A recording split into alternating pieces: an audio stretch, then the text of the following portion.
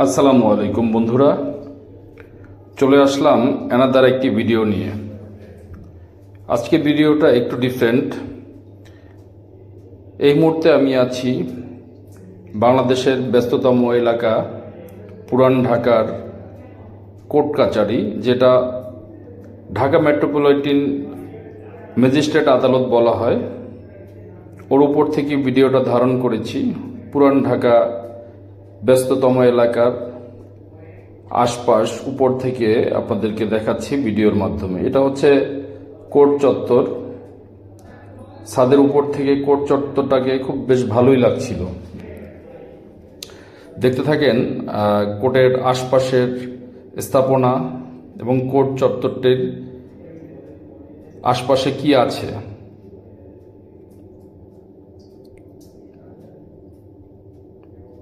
পুরানো একটা মসজিদ দেখা যাচ্ছে, অনেক পুরনো মসজিদটি, নামটা আমার জানা নেই, যদিও একদম কোর্টের ঠিক পাশ গেছি।